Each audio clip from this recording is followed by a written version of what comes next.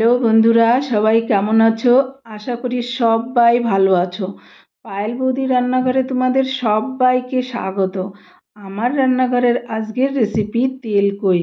বন্ধুরা, প্রতিদিনের মতো আমি আজকে আবার হাজির হয়ে গেলাম নতুন আর একটা রেসিপি নিয়ে। বাঙালির প্রিয় তেলকই রেসিপি। আর এই রেসিপিটা তো অলমোস্ট সবারই পছন্দের, বলো। যারা মাছ খায় না তাদের কথাবার্তা আলাদা, বলো, কিন্তু যারা মাছ খায় তাদের তো এটা সবারই প্রিয়, বলো। আমার তো খুবই ফেভারিট এটা, এবং আমার বাড়ির সবারই খুবই প্রিয়। আশা করি তোমাদের ভালো লাগবে। রেসিপিটা লাস্ট অবধি দেখতে থাকো রেসিপিটা। তাই নিয়ে এলাম তোমাদের জন্য তেলকইয়ের রেসিপি। আজ আমার পাশে থেকো সব বন্ধুরা, একটু সাপোর্ট করো আমাকে, এটাই চাই।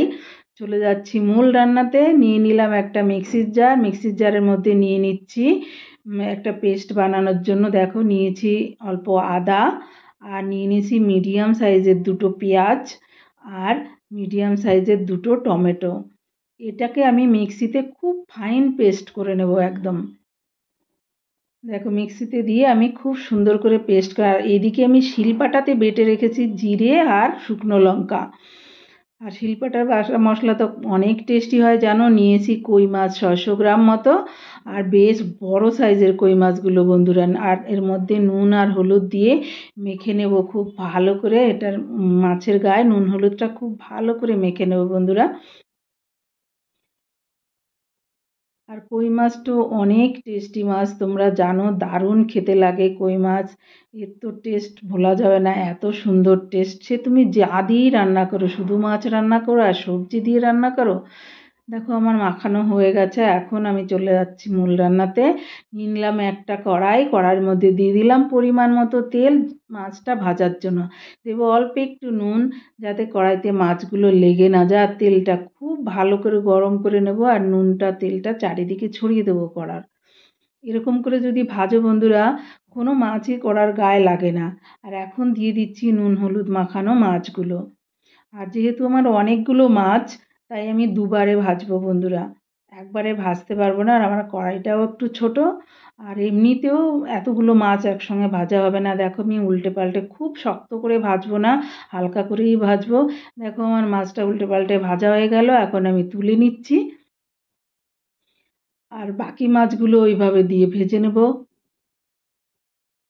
আগে 4টে ভাজলাম, এখন 5টা 9টা মাছ নিয়েছি। অনেক বাড়িতে গেস্ট এসেছিলো বন্ধুরা, তাই এতগুলো মাছ একসঙ্গে রান্না করতে হলো। আর কই মাছের তো খুব দাম জানো, আর খেতেও টেস্টি মাছটা। আর এখন দেখো, মাছটা আমি উল্টে দিচ্ছি। এই মাছটাকেও ওইভাবে উল্টে পাল্টে হালকা করে ভেজে নেব।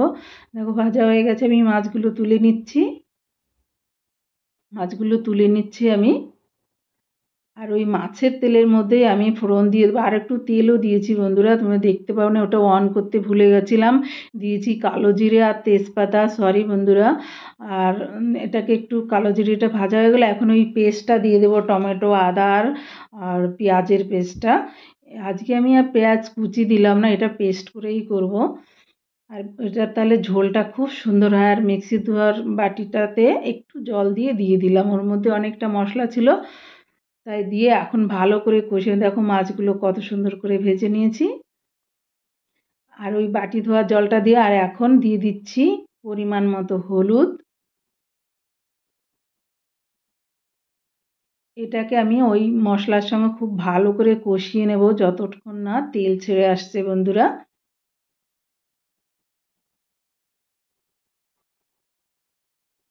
মশলাটা যত ভালো কষানো হয় বন্ধুরা, ঝোলটা কিন্তু ততটাই টেস্টি হয়।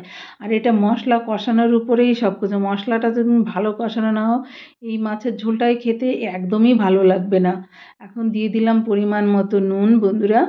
নুনটা একটু দেখে দিতে হবে, যেহেতু মাছ ভাজাতেও নুন আছে, তাই একটু কম করেই দেবে। একটু টেস্ট করে লাগলে পরে আবার একবারে বেশি দিলে ওটাকে আর শোধরানোর কোনো কিছুই থাকে না, আর টেস্ট তো থাকেই না। এখন আমি দিয়ে দেবো জিরে বাটা আর লঙ্কা বাটা। আমি বলেছিলাম এটা আমি শিলপাটাতে বেটে রেখেছিলাম বন্ধুরা। আর তোমরা জানো শিলপাটার মশলা বাটার ঝোলটা কত টেস্টি হয়, যে কোনো রেসিপি অনেক টেস্টি হয়। আর এখন আমি এই মশলার সঙ্গে খুব ভালো করে কষিয়ে নেব এই লঙ্কা আর জিরে বাটাটা ওই মশলার সঙ্গে খুব ভালো করে কষিয়ে নেব বন্ধুরা। এটাকে ধিমে আঁচে কষাতে হবে, যাতে জ্বলে না যায়। মিডিয়াম আঁচে খুব ভালো করে কষিয়ে নেবো বন্ধুরা। দেখো তেলটা বেরিয়ে এসছে, আর আমি খুব বেশি তেলও দেইনি বন্ধুরা, যাতে তেল অনেক উঠে আসবে, কারণ আমার বাড়িতে দুজন হার্টের রুগী আছে, তবুও তেল কই তো একটু তো দিতেই হয় বলো, তাও একটুখানি দিলাম। দেখো কষানো হয়ে গেছে, এখন আমি দিয়ে দিচ্ছি পরিমাণ মতো গরম জল। আর আমার রান্নাতে আমি গরম জলই সবসময় ইউজ করি, তাতে রান্নাটা যেমন তাড়াতাড়ি হয়, দেখতেও কালারটা খুব সুন্দর হয়, আর টেস্টি তো অনেক হয়ই। তোমরা যারা ঠান্ডা জল ইউজ করো তারা একবার গরম জল ইউজ করে দেখো। ওরকম করে দিয়ে দিলাম 7-8টা কাঁচা লঙ্কা গোটা বন্ধুরা, এটা চিড়ে দিইনি, কারণ আমার ছোটো ছেলে আছে খেতে পারবে না, তাই আরও বাড়িতে গেস্ট আসছে, সবাই তো একরকম ঝাল খায় না বলো, তাই আমি গোটাই দিয়ে দিলাম।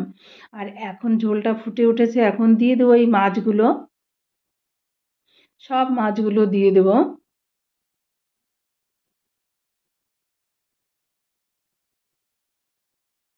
একে একে সব মাছগুলো দিয়ে দিলাম বন্ধুরা, আর মাছগুলো এখন হালকা হাতে নাড়বো যাতে ভেঙে না যায়। আর মাছটা ভেঙে গেলে লোকের পাতে দিতে ভালো লাগে না বলো, একটু গোটা গোটা থাকবে মাছ, তবেই তো ভালো লাগবে। আর বাড়িতে অনেক গেস্ট আসছে তাই, আর মাছটাকে হালকা করে নাড়বো, আর ঝোলের সঙ্গে খুব ভালো করে ফুটতে দেবো। আর এই ঝোলটা এতটাই টেস্টি হয়েছিল বন্ধুরা, কি বলবো, দারুণ দারুণ টেস্টি হয়েছিল। যারা যারা এসেছিল সবাই তো খুব প্রশংসা করেছিল। দেখো আবার হালকা হাতে নেড়ে দিচ্ছি। দেখো একটু ঝোলটা টেস্ট করে দেখবো নুনটা সব ঠিকঠাক আছে কি। এইবার একটু দেবো গরম মশলা গুঁড়ো, নুনটা একদম ঠিক আছে বন্ধুরা, তাই আর নুন দিলাম না। আর নুনটা একটু লাস্টের দিকেই দেখা উচিত, কারণ ঝোলটা কমে গেলে নুনটার ব্যালেন্সটা ঠিক হয়ে যায়, তাই না।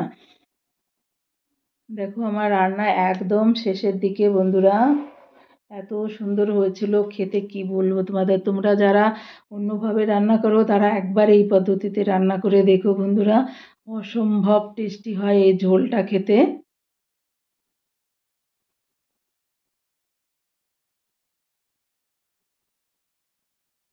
খুবই সুন্দর হয়েছিল খেতে, আর সবাই তো দারুণ ভালো বলেছে, খেয়ে অনেক প্রশংসা করেছে। দেখো রান্না আমার কমপ্লিট, এখন আমি সার্ভ করে দেখাচ্ছি। দারুণ হয়েছিল বন্ধুরা, দারুণ টেস্টি হয়েছিল খেতে। থ্যাংক ইউ বন্ধুরা লাস্ট অবধি আমার ভিডিওটা দেখার জন্য। আর যারা যারা এখনও আমাকে সাপোর্ট করোনি, প্লিজ আমার চ্যানেলটিকে সাবস্ক্রাইব করে দিও, এবং পাশে থাকা বেল আইকনটিকে ক্লিক করো, যাতে আমার নতুন রেসিপিগুলো সবার আগে তোমাদের কাছে পৌঁছে যাওয়ার জন্য।